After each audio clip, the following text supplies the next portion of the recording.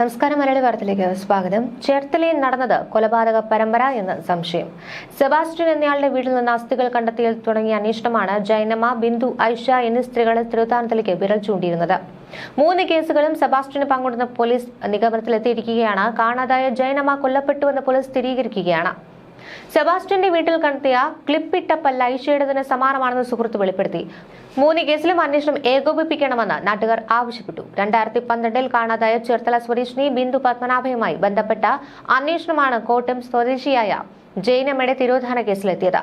പിന്നീട് കേസിൽ സെബാസ്റ്റ്യനെ ക്രൈംബ്രാഞ്ച് കസ്റ്റഡിയിലെടുത്തു. ഇതിനുശേഷം ഇപ്പോൾ ഇതേ പ്രതിക്ക് ഐഷ തിരോധാന കേസുമായി ബന്ധമുണ്ടെന്ന വിവരം ക്രൈംബ്രാഞ്ചിന് ലഭിച്ചു.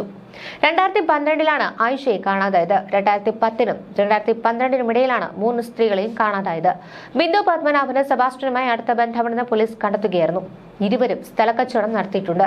ബിന്ദുവിന്റെ പേരിൽ എറണാകുളം ഇടപ്പള്ളിയിൽ ഉണ്ടായിരുന്ന സ്ഥലം വ്യാജരേഖ ചമച്ച് സെബാസ്റ്റ്യൻ തട്ടിയെടുത്തതായി ഒരു കേസ് നിൽക്കുകയാണ്. നിലവിൽ കോട്ടയം ക്രൈംബ്രാഞ്ചിന്റെ കസ്റ്റഡിയിലാണ് പ്രതി ഉള്ളത്. ജൈനമ്മയെ പാലായിലെ ഒരു ധ്യാന കേന്ദ്രത്തിൽ വെച്ചായിരുന്നു ഈ സെബാസ്റ്റ്യൻ പരിചയപ്പെട്ടത്. ഇതിന്റെ തെളിവുകളടക്കം പോലീസിന് ലഭിച്ചിട്ടുണ്ട്. ജൈനമ്മയുമായി ബന്ധപ്പെട്ടും ഇയാൾ സ്ഥലമിടപാട് നടത്തിയിരുന്നു. കൂടാതെ ജൈനമ്മയുടെ സ്വർണം സെബാസ്റ്റ്യൻ വിൽപ്പന നടത്തി. ഈ സ്വർണം ഇന്ന് കണ്ടെത്തിയിരുന്നു. ഐഷയുമായും സെബാസ്റ്റ്യനെ ബന്ധിപ്പിക്കുന്നത് ഈ സ്ഥലമിടപാട് തന്നെയാണ്. ഐഷയുടെ പക്കൽ നിന്ന് പണം തട്ടിയെടുത്തുവെന്ന വിവരം പോലീസിന് ലഭിച്ചിട്ടുണ്ട്. സ്ത്രീകളുമായി അടുപ്പം സ്ഥാപിച്ച് സ്വത്ത് തട്ടിയെടുക്കുന്ന രീതിയാണ് സെബാസ്റ്റ്യൻ ചെയ്തു വന്നിരുന്നതെന്നാണ് നിലവിലെ വിവരങ്ങളുടെ അടിസ്ഥാനത്തിൽ അന്വേഷണ സംഘത്തിന്റെ നിഗമനം. അറസ്റ്റിലായ സെബാസ്റ്റ്യൻ നിരവധി സ്ത്രീകളെ വകവരുത്തിയതായാണ് സംശയിക്കുന്നത്. 5 വർഷം മുൻപ് കാണാതായ ചേർത്തല തെക്ക് പഞ്ചായത്ത് 13-ാം വാർഡ് വള്ളാക്കുന്നത്ത് സിന്ധു അടക്കം 16 വർഷത്തിനിടെ കാണാതായ സ്ത്രീകളുടെ വിവരങ്ങൾ പരിശോധിക്കും. അസ്ഥികൂടം കണ്ടെത്തിയ സെബാസ്റ്റ്യന്റെ പള്ളിപ്പുറത്തെ വീട്ടിൽ വീണ്ടും പരിശോധന നടത്തും. ജൈനമ്മയ്ക്ക് പുറമെ കടക്കരപ്പള്ളി സ്വദേശിനി ബിന്ദു പത്മനാഭൻ, ചേർത്തല ശാസ്താംകൽ സ്വദേശി ഐഷ എന്നിവരുടെ കേസുകളും സജീവമായതിനു പിന്നാലെയാണ് സിന്ധു അടക്കമുള്ളവരുടെ തിരോധാനത്തിൽ പരിഗണിക്കുന്നത്. ജൈനമ്മയെ കാണാതായ സംഭവത്തിൽ പള്ളിപ്പുറം ചെങ്ങുംതറയിൽ സെബാസ്റ്റ്യന്റെ വീട്ടിൽ നടത്തിയ പരിശോധനയിൽ കത്തിക്കറിഞ്ഞ ശരീരാവശിഷ്ടങ്ങൾ ലഭിക്കുകയായിരുന്നു. കാണാതായ 3 സ്ത്രീകൾക്കും സെബാസ്റ്റ്യനുമായി ബന്ധമുണ്ടെന്ന് അന്വേഷണ സംഘം കണ്ടെത്തി. ഈ സാഹചര്യത്തിലാണ് സിന്ധുവിനെ കാണാതായ സംഭവത്തിൽ വീണ്ടും അന്വേഷണ സാധ്യത തെളിഞ്ഞത്. അർത്തുങ്കൽ പോലീസ് 4 വർഷം അന്വേഷിച്ച് അവസാനിപ്പിച്ച കേസ് ജില്ലാ പോലീസ് മേധാവി MP മോഹനചന്ദ്രന്റെ നിർദ്ദേശത്തിൽ വീണ്ടും പരിശോധിച്ചു. 2020 ഒക്ടോബർ 19 തിരുവിഴയിൽ നിന്നാണ് സിന്ധുവിനെ കാണാതായത്. മൊബൈൽ ഫോൺ വീട്ടിൽ വച്ചതിനു ശേഷം ക്ഷേത്ര ദർശനത്തിനെന്ന് പറഞ്ഞു പോയ സിന്ധു പിന്നീട് തിരികെ എത്തിയില്ല. മകൾ നൽകിയ പരാതിയെ തുടർന്ന് അർത്തുങ്കൽ പോലീസ് നടത്തിയ അന്വേഷണത്തിൽ സിന്ധു ക്ഷേത്രത്തിലെത്തി വഴിപാട് നടത്തിയെന്ന് കണ്ടെത്തി. തുടർന്ന് എങ്ങോട്ട് പോയി എന്ന് കണ്ടെത്തുവാൻ കഴിഞ്ഞില്ല. പലതരത്തിൽ അന്വേഷണം നടത്തിയിട്ടും തെളിവുകളൊന്നും ലഭിക്കാത്തതിനാലാണ് കഴിഞ്ഞ വർഷം കേസ് അന്വേഷണം ഉപേക്ഷിച്ചത്. മകളുടെ വിവാഹ നിശ്ചയത്തിന് 2 ദിവസം മുൻപായിരുന്നു സിന്ധുവിനെ കാണാതായത്. മുഖപരിചയമുള്ളവർക്ക് മുന്നിലും പതറാതെ ഇരിക്കുകയാണ് സെബാസ്റ്റ്യൻ.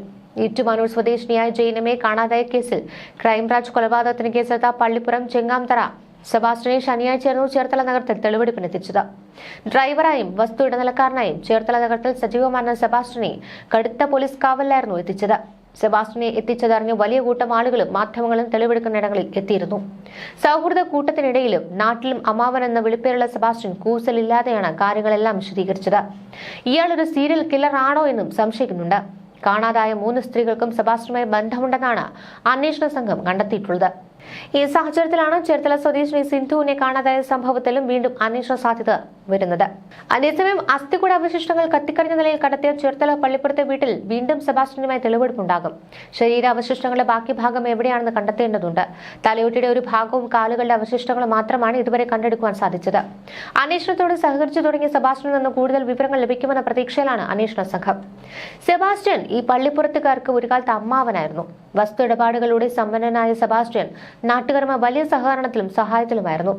2017 ബിന്ദു പത്മനാഭൻ തിരോധാന കേസിൽ പിടിയിലാവുകയും കുടുങ്ങുകയും ചെയ്തതോടെയാണ് ഇയാൾ നാടിന്റെ സംശയ നിഴലായി അകന്നത്. ഇതോടെ വസ്തു ഇടപാടുകളിൽ ഇയാൾ കബളിപ്പിച്ചതായി പലരും രേഖാമൂലമല്ലാതെ തന്നെ പരാതികളും ആരോപണങ്ങളും ഉയർത്തി. ഒറ്റപ്പെട്ട പ്രദേശത്തുള്ള 2.5 ഏക്കറിൽ സ്ഥിതി ചെയ്യുന്ന വീടും ഇതോടെ ദുരൂഹതയുടെ നിഴലിലായി. കേസിൽ ഉൾപ്പെട്ട് നിരന്തരം പോലീസ് വീട്ടിലെത്തിയതോടെ ഇയാളും കുടുംബവും താമസം ഭാര്യ വീടായ ഏറ്റുമാനൂരിലേക്ക് മാറ്റിയിരുന്നു. എന്നാൽ ഇപ്പോഴും പകൽ സമയങ്ങളിൽ സ്ത്രീകളടക്കം പലരുമായും ഇയാൾ പൊങ്ങംതറ വീട്ടിലെത്താറുണ്ടെന്ന് സമീപവാസികൾ പറയുന്നു. രാത്രികളിലേക്ക് അപൂർവമായി മാത്രമാണ് ഇവിടെ താമസിച്ചിരുന്നത്. തിങ്കളാഴ്ച കോട്ടയം ക്രൈംബ്രാഞ്ച് സംഘം നടത്തിയ പരിശോധനയിലായിരുന്നു കത്തിക്കറിഞ്ഞ ശരീരാവശിഷ്ടങ്ങൾ കണ്ടെത്തിയത്. കാണാതായ ബിന്ദു പത്മനാഭന്റെ അവശിഷ്ടങ്ങളാണെന്നായിരുന്നു നാട്ടുകാർ ആദ്യം ധരിച്ചത്. പിന്നീടാണ് ജൈനമ്മ എന്ന സ്ത്രീയെ കാണാതായ സംഭവത്തിലായിരുന്നു പരിശോധന എന്നറിഞ്ഞത്. കാണാതാവുകയും കൊല്ലപ്പെട്ടതായി കണക്കാക്കുകയും ചെയ്യുന്ന ഏറ്റുമാനൂർ സ്വദേശി ജൈനമ്മയ്ക്ക് സെബാസ്റ്റ്യനുമായി നേരത്തെ ബന്ധമുണ്ടായിരുന്നു. ഇത്തരത്തിലുള്ള വിവരങ്ങളിലും അന്വേഷണ സംഘം തെളിവുകൾ തേടുകയാണ്. 2017 ബിന്ദു പത്മനാഭൻ തിരോധന കേസിൽ സെബാസ്റ്റ്യനെ പോലീസ് അറസ്റ്റ് ചെയ്ത ഘട്ടത്തിൽ ജാമ്യത്തിനായി രംഗത്തിറങ്ങിയ സ്ത്രീ ജൈനമ്മയാണെന്ന സംശയമാണ് ഉയർന്നിരിക്കുന്നത്. ഇതിലൊന്നും വ്യക്തത വന്നിട്ടില്ലെങ്കിലും അന്വേഷണം നടക്കുകയാണ്. ഇതിന്റെയും അടിസ്ഥാനത്തിലാണ് കാണാതായ ജൈനമ്മയെക്കുറിച്ചുള്ള അന്വേഷണം സെബാസ്റ്റ്യനിലേക്ക് എത്തിയത്. ഇവരുടെ ടവർ ലൊക്കേഷൻ പള്ളിപ്പുറത്താണെന്ന് കണ്ടെത്തുകയും രണ്ടുപേരും ഒരേ ടവറിന്റെ പരിധിയിൽ വന്നതോടെയുമാണ് അന്വേഷണത്തിന് ചൂടേറിയത്. ഇതെല്ലാം കൃത്യമായി കണക്കാക്കിയാണ് സെബാസ്റ്റ്യനെ പോലീസ് പിടികൂടിയത്. കോടികളുടെ സ്വത്തിനുടമയായിരുന്ന കടക്കരപ്പള്ളി സ്വദേശി ബിന്ദു പത്മനാഭനെ സെബാസ്റ്റ്യൻ പരിചയപ്പെട്ടത് മാതാപിതാക്കളുടെ മരണത്തിന് ശേഷമായിരുന്നു. സഹോദരൻ പ്രവീണുമായി പൂർണ്ണമായി അകന്ന ബിന്ദു പത്മനാഭൻ പിന്നീട് ഏറ്റവും കൂടുതൽ അടുപ്പമുണ്ടായിരുന്നത് സെബാസ്റ്റ്യനോടായിരുന്നു. ഇടപ്പള്ളിയിൽ ബിന്ദുവിന്റെ പേരുള്ള സ്ഥലം സെബാസ്റ്റ്യൻ ഇടപെട്ട് ആൾമാറാട്ടം നടത്തി വ്യാജ ആധാരമുണ്ടാക്കി വിൽപ്പന നടത്തിയത് പുറത്തു വന്നതോടെയാണ് ഇയാൾ കുടുങ്ങിയത്. ഇതിന് പിന്നാലെയാണ് വിദേശത്തുണ്ടായിരുന്ന സഹോദരൻ പ്രവീൺ ബിന്ദുവിനെ കാണാതായതായി പരാതി നൽകിയത്. ചേർത്തല ഡിവൈഎസ്പിയും ആലപ്പുഴ നാർക്കോട്ടിക് ഡിവൈഎസ്പിയുടെ നേതൃത്വത്തിൽ 2 അന്വേഷണ സംഘത്തെ രൂപവൽക്കരിച്ച് നടത്തിയ അന്വേഷണത്തിൽ കേസുമായി ബന്ധപ്പെട്ട് സെബാസ്റ്റ്യൻ ഒന്നാം പ്രതിയായി. വ്യാജരേഖകളും സഹായങ്ങളും ചെയ്തവരടക്കം 13 പേരെ പ്രതികളാക്കി പിന്നീട് പോലീസ് കേസെടുത്തു. പോലീസിനെയും പിന്നീട് ക്രൈംബ്രാഞ്ചിന്റെ അന്വേഷണത്തിൽ 2013 വരെ ബിന്ദു ജീവിച്ചിരുന്നതായും അതുവരെ സെബാസ്റ്റ്യനുമായി വലിയ ബന്ധമുണ്ടായിരുന്നതായും കണ്ടെത്തി. ഇതിനിടെ യുവാവിന്റെ മരണത്തിൽ ദുരൂഹത ഉയരുകയാണ്. പള്ളിപ്പുറം തൈക്കൂട്ടത്തിൽ മനോജാണ് ജീവനൊടുക്കിയത്. കേസിൽ മുഖ്യപ്രതിയായ സെബാസ്റ്റ്യന്റെ വീട്ടിൽ വരുന്നതിന് മുൻപ് ബിന്ദു സ്ഥിരമായി വിളിച്ചിരുന്ന ഓട്ടോക്കാരനായിരുന്നു മനോജ്. ഇയാളെ ചോദ്യം ചെയ്യലിന് പോലീസ് വിളിപ്പിച്ചിരുന്നതിന് തലേന്നാണ് ഈ വീടിനുള്ളിൽ തൂങ്ങിമച്ച നിലയിൽ കണ്ടെത്തിയത്. ആലുകളിൽ പത്മനിവാസിൽ പി പ്രവീൺകുമാറാണ് സഹോദരി ബിന്ദുവിനെ കാണാതായത് സംബന്ധിച്ച് ആഭ്യന്തര വകുപ്പിന് പരാതി നൽകിയത്.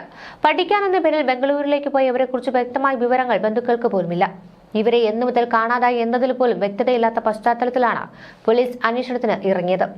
2002 ഇവരെ കാണാതാവുന്നത്. വ്യാജ വിൽപ്പത്രവും മറ്റു രേഖകളും വെച്ച് കോടികളുടെ സ്വത്തുക്കൾ കൈക്കലാക്കിയ ശേഷം ബിന്ദുവിനെ കൊലപ്പെടുത്തിയെന്ന് സംശയിക്കുന്നതായാണ് സഹോദരന്റെ പരാതി. എന്നാൽ പരാതി നൽകിയ ഇദ്ദേഹം വിദേശത്തായതിനാൽ ആദ്യം അന്വേഷണത്തിന് വേണ്ടത്ര പുരോഗതി ഉണ്ടായില്ല. മാധ്യമങ്ങളും മറ്റും ഏറ്റുപിടിച്ചതോടെയാണ് പോലീസ് അന്വേഷണത്തിന് ഇറങ്ങിയത്. കോടികളുടെ ഇടപാട് നടന്ന ഭൂമി ഇടപാട് കേസ് കൂടി വിളിച്ചെത്ത് വന്നതോടെ പോലീസ് പണം വാങ്ങി പ്രതികൾക്ക് വേണ്ടി അന്വേഷണം ആരംഭിച്ചുവെന്ന ആക്ഷേപമുയർന്നു. ഇതോടെ വെട്ടിലായ പോലീസ് അന്വേഷണം സജീവമാക്കി. സർക്കാർ ഉദ്യോഗസ്ഥനായിരുന്ന അച്ഛൻ പത്മനാഭ പിള്ളയുടെ പേരിലുള്ള കുടുംബ പെൻഷൻ അവിവാഹിതയായ ബിന്ദുവിന് അർഹതപ്പെട്ടതായിരുന്നു.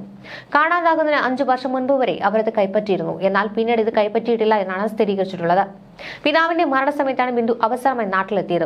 ബന്ധുക്കളുമായി അടുപ്പമില്ലാതിരുന്നാലും സഹോദരൻ സ്ഥലത്ത് ഇല്ലാതിരുന്നതുകൊണ്ടുമാകണം ഇവർ പള്ളിപ്പുറം സ്വദേശിയെ ബ്രോക്കറാക്കി ഇടപ്പള്ളിയിലെ വസ്തു വിൽക്കുവാൻ ശ്രമിച്ചത്. ആദ്യഘട്ടത്തിൽ വിൽപ്പന നടത്താതിരുന്നതിനാൽ മുക്തിയാർ നൽകിയ ശേഷം ബിന്ദു തിരിച്ചുപോയെന്ന നിലപാടിലായിരുന്നു പള്ളിപ്പുറം സ്വദേശി. എന്നാൽ മുക്തിയാർ രജിസ്റ്റർ ചെയ്തത് വ്യാജമാണെന്ന് വ്യക്തമായതോടെ പോലീസ് ബിന്ദുവിനുള്ള അന്വേഷണം തുടങ്ങുകയായിരുന്നു. ബിന്ദുവിന്റെ പേരിൽ വ്യാജ മുക്തിയാർ രജിസ്റ്റർ ചെയ്ത ഇടപ്പള്ളിയിലെ ഭൂമി വിൽപ്പന നടത്തിയെന്നാണ് കേസ്. പലതവണ പോലീസ് ബ്രോക്കറെ ചോദ്യം ചെയ്തെങ്കിലും കാര്യമായ വിവരങ്ങളൊന്നും പോലീസിന് ലഭിച്ചിട്ടില്ല. ഇവർ ജീവിച്ചിരിപ്പുണ്ടോ എന്ന് ഉറപ്പാക്കാൻ പോലും പോലീസിനായിട്ടില്ല എന്നതാണ് വസ്തുത. ന്യൂസ് ഡെസ്ക് മലയാളി വാർത്ത.